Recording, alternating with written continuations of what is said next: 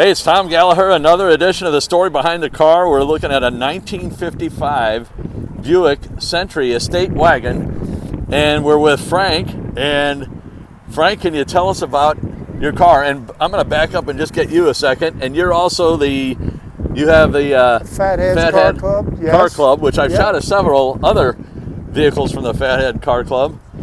And can you tell us about your wagon? Yeah, like you said, it's a 55 Buick Century Estate Wagon, and it was in California.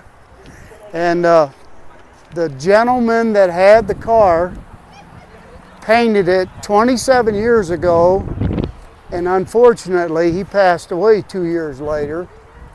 And I acquired the car. It had been on auction, and I really like it. I've always wanted one. And the weird way that I acquired this car is my buddy and I were talking about one, and evidently his phone was listening, picked up an auction in California and beeped, and we didn't have a clue. We didn't have a clue about this car. And you were interested in a Buick wagon or a Buick Century wagon? A Buick Century wagon. Holy crap. And yeah, that's really how it came about. Yeah. And so it never met its the price that the guy had on the car. It never met it. At the auction, I guess? At the auction. Yeah. And then we got a post that it did sell. And then we got a post the next day that it was back on the market. So I made the guy an offer in California, and he accepted it, and we had it shipped here. Holy cow. Yeah, it was a crazy story. And there's only 4,000 of these that were made originally. Okay.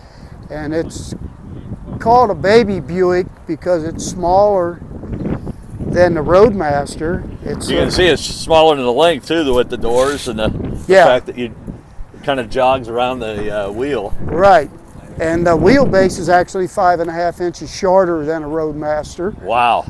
And I didn't even know any of that until I acquired the car. Yeah. But. And what drew you to a Buick wagon to begin with? Well, my brother had a 55 Buick two-door hardtop when I was a kid, and I always loved that car. Yeah.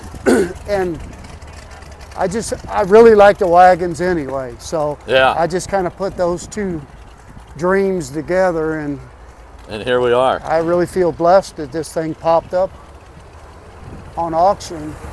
And can you tell me about the wheels and the tires? I'm going to move up to the front here. Okay. Because that's really a unique wheel. Yeah. Well, there's a little secret to the wheels. They're not actually Buick wheels. Okay. But I wasn't going to tell anybody because people had doubts about the wheels even working on the car. Yeah. And you don't have to go into detail if you want to keep that story to yourself. Yeah, it's kind of crazy, but yeah, I just want people to ask me what the wheels are off of, and I'm just going to tell them, oh, they're hard to find, they're pretty rare, and just leave it at that. In a joking way, not nothing bad, but.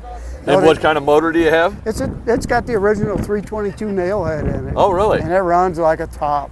Can you pop the hood? Sure. Please. Sure. Nothing fancy. I've been doing some upgrades. I want to upgrade the suspension. In a 322 nail head. Yeah. I had a 364 in a 61 I never heard of the 322. They're really a reliable motor. I did some reading on them too, and they're considered very durable. And the car came with the motor's been rebuilt. And they never did paint it though, and I don't know if the old man got sick or whatever. Yeah. I wish I could find out the rest of his story because I'm really interested in it. It's got the big horns, and Buick has such a beautiful horn. Yeah, they have great horns. Yeah, I'm gonna just slide over to this side. Okay. Yeah, we redid the whole heater system. It was pretty rough. Okay. And I'm doing coilovers and Willwood power disc brakes. I got all that ready to go on here, and that's about all we're going to do to it. Yeah. I just want to drive it because it's such a pleasure to drive. And putting disc brakes on this will make such a difference. Oh, yeah. And I love the I wouldn't call that a bumperette. I don't know what the heck.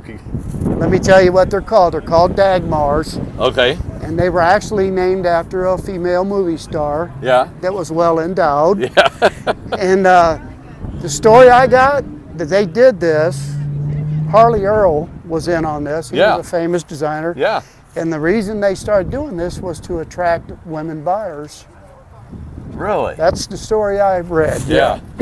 My 61 had a real small ones on it. Right. And I talked to a guy years ago that had a Buick Electra, and his car was named Carmen.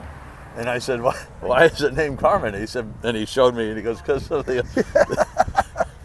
But yeah, the name is Dagmar. Yeah. Yeah. And boy, I'll tell you, Harley Earl was an amazing... Oh, my goodness. He had a great eye for design. I've got a 50 Buick at home, too, and it's the same thing. A lot of stuff is related to airplanes, like the vents, or from the Mustang fighter planes. I want to get the vent. I was looking... I'm sorry, excuse me. Good. I was looking at it earlier. You were talking to someone else. But now is that the way they came with that cover? Yeah. Yep. That's original on the Centuries and the Roadmasters. Yes. The specials only have 3 vents. I don't know why, but Yeah. it's just an upgrade. And the hood armament also, Yeah, the gun sight. yeah, it's a gun sight. My LeSabre had 3 of the vents on it. But yeah, the gun sight. Yeah, and the 50 Buick, my Buick at home, it has the 3-piece glass window to rear like the back of an airplane did and everything. Yeah. It's pretty crazy. Well, before we wrap up, can you open the back end just to show us? Sure. Just the glass, just because it's so unique. I read a story about this too, that back in the day, the people with a couple kids, they loved the station wagon, and they couldn't afford to buy a trailer, and so it was ideal for mom and dad and 2 kids, fold the seat down and sleep back there. Because, yeah. There's a lot of neat history with these cars. I'll tell you what, I have a real strong love for them. Well, my dad, he was born in 1915, so he used to tell me, like, Cool Valley. The reason it was called Cool Valley, it was low in the road, and in the summer they'd drive out there and sleep. I'll be darned. Yeah. Huh. Now, is this the spare tire under here, or is there a seat underneath there? No, this one don't have a seat. That's Okay. a compartment for a spare tire. Yeah.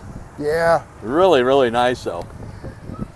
And the headliner is very nice as well. The old man did pretty good for it being 27 years old, the paint and the work. Yeah. Yeah. Just the hardware, too. Oh yeah, so much detail, and they're built very well. Yeah. Yeah, there's no comparison to this new stuff, Oh, no. quality-wise. But Well, thank you so much for you're showing us welcome. and telling us the story behind the car. well, make sure you make our show in July, Absolutely. Fatheads Car Show, Yes. in Wright City, Missouri. And I'm going to get your shirt. I'll tell you what, let's switch places so I got the... Oh, yeah, Oh. hell yeah, your shirt. Yeah. Beautiful. So. Well, thank you so much. Oh. Thank you too, sir.